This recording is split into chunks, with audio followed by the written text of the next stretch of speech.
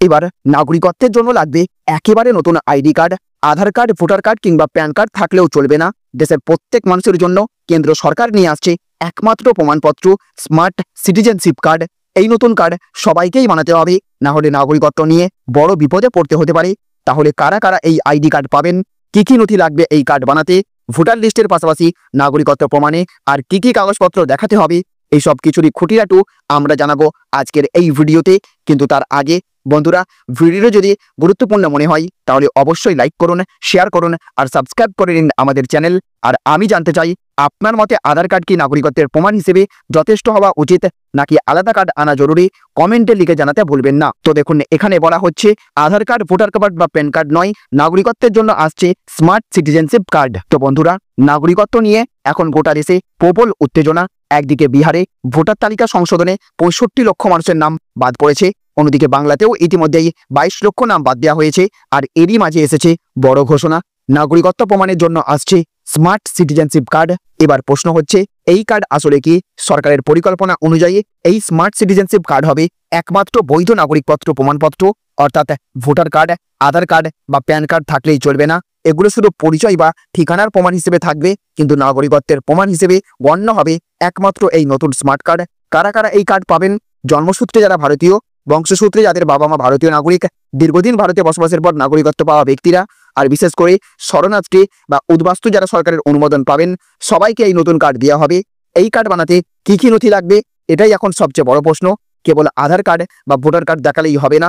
আদালতের নির্দেশ অনুযায়ী 2002 সালের আগের প্রমাণপত্র খুবই গুরুত্বপূর্ণ, যেমন 2002 সালের আগের ভোটার কার্ড, 1987 সালের আগের জমির দলিল বা রেকর্ড, পুরনো পাসপোর্ট, জন্ম সার্টিফিকেট বা স্কুল কলেজের রেকর্ড, অথবা সরকারি অন্য কোনো বৈধ পরিচয়পত্র।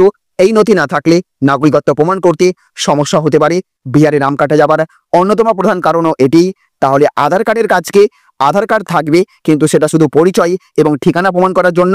নাগরিকত্বের একমাত্র প্রমাণ হবে স্মার্ট সিটিজেনশিপ কার্ড, অর্থাৎ ভবিষ্যতে যদি ভোটার তালিকা থেকে নাম বাদ যায় তাহলে আবেদন করতে আধার কার্ড ব্যবহার করা যাবে, কিন্তু নাগরিক হবার চূড়ান্ত প্রমাণ হবে এই নতুন কার্ড। কেন এত বিতর্ক? কারণ দেশের বহু মানুষের কাছেই পুরনো কাগজপত্র নেই। 1987 বা 2002 সালের আগে তৈরি কোনো নথি অনেকেরই কাছে নেই। ফলে তারা ভাবছেন, নাগরিকত্ব প্রমাণ করতে না পারলে কি নাম ভোটার তালিকা থেকে মুছে যাবে? এই আতঙ্কেই বাংলায় নতুন করে বিতর্ক শুরু হয়েছে। সরকারের যুক্তি, কেন্দ্রের দাবি, ভুয়ো ভোটার, অনুপ্রবেশকারী আর জাল কাগজ রুখতেই এই নতুন সিস্টেম আনা হচ্ছে। একটি কার্ডে একটিই পরিচয়, তাতে নাগরিকত্ব নিয়ে আর কোনো দ্বিধা থাকবে না। তাই বন্ধুরা, এবার আর শুধু আধার কার্ড, ভোটার কার্ড বা প্যান কার্ডের নাগরিকত্ব বাঁচবে না।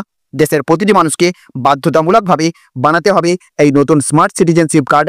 কারণ আদালত থেকে স্পষ্ট জানানো হয়েছে, নাগরিকত্ব প্রমাণের একমাত্র নথি হতে চলেছে এই কার্ডই। কিন্তু আতঙ্ক এখানেই, যাদের কাছে পুরনো 1987 বা 2002 সালের আগের তৈরি কোনো কাগজপত্র নেই, তাদের ভবিষ্যৎ কি হবে? ভোটার তালিকা থেকে নাম কাটা গেলে তারা আবার নাগরিকত্বের দাবি করতে পারবেন তো? নাকি নাগরিকত্ব প্রমাণ করতে না পারলে তারা হয়ে যাবেন রাষ্ট্রহীন? একদিকে কেন্দ্র বলছে অনুপ্রবেশ রুখতে এটাই একমাত্র সমাধান, অন্যদিকে সাধারণ মানুষ ভাবছেন, আমার কাগজপত্রে যদি ভুল থাকে তবে কি আমি আর নাগরিক থাকবো না? এই প্রশ্নের উত্তর দেবে সময়। কিন্তু আপাতত নিশ্চিত, ভারতের ইতিহাসে নাগরিকত্ব নিয়ে এত বড় পরিবর্তন আর কখনো আসেনি। তাহলে বন্ধুরা, আজকের ভিডিও এখানেই শেষ করছি। যদি তথ্যগুলো গুরুত্বপূর্ণ মনে হয় তবে অবশ্যই লাইক করুন, শেয়ার করুন আর সাবস্ক্রাইব করে নিন আমাদের চ্যানেল। আর আমি আপনাদের কাছ থেকে জানতে চাই, আপনার মতে নাগরিকত্ব প্রমাণের জন্য আলাদা স্মার্ট সিটিজেনশিপ কার্ড আনা কি সঠিক পদক্ষেপ, নাকি এটা সাধারণ মানুষের জন্য বাড়তি আতঙ্ক তৈরি করবে? অবশ্যই কমেন্ট বক্সে আপনার মতামত জানাবেন। ভালো থাকবেন, সুস্থ থাকবেন।